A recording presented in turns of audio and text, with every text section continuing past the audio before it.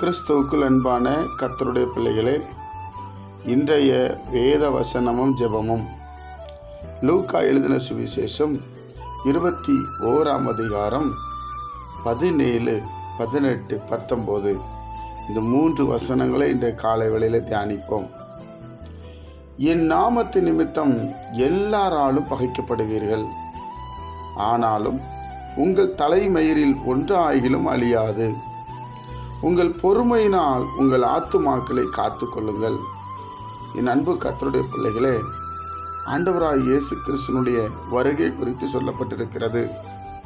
அவர் வருகிறதுக்கு முன்பாக என்னெல்லாம் நடக்கும் என்று லூக்கா 21ஆம் அதிகாரத்தில் எழுதுகிறார். முதலாவது, என் நாமத்து நிமித்தம் எல்லாராலும் பகைக்கப்படுவீங்க.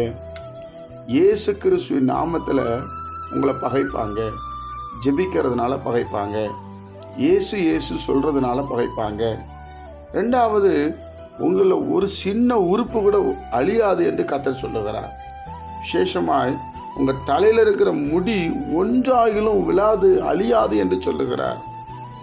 மூன்றாவது, உங்கள் பொறுமையினால் உங்கள் ஆத்துமாக்களை காத்து கொள்ளுங்க.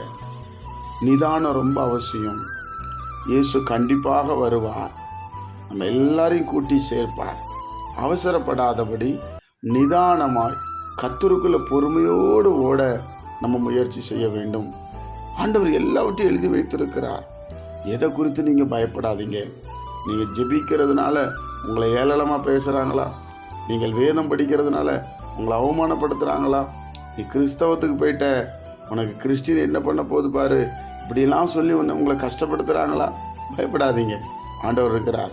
நம்மளை ஆண்டவர் ஒரு நாள் கைவிட மாட்டார். என் நாமத்து நிமித்தம் எல்லாராலும் நம்ம பகைப்படுவோம். பகைச்சாதான் நம்ம கர்த்தரோடு இருக்கிறோன்னு அர்த்தம். அல்லேலூயா. தேவனுடைய பிள்ளைகள் ஆண்டவர் நமக்கு எழுதி வைத்திருக்கிறார்.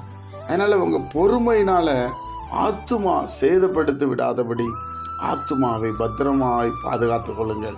இயேசு வரும்போது இந்த ஆத்துமா குற்றமற்றதாக இருக்க வேண்டும். என் அன்பு கர்த்தருடைய பிள்ளைகளை, அதைத்தான் ஆண்டவர் இன்றைக்கு சொல்லுகிறார். நாம் ஜெபிப்போமா?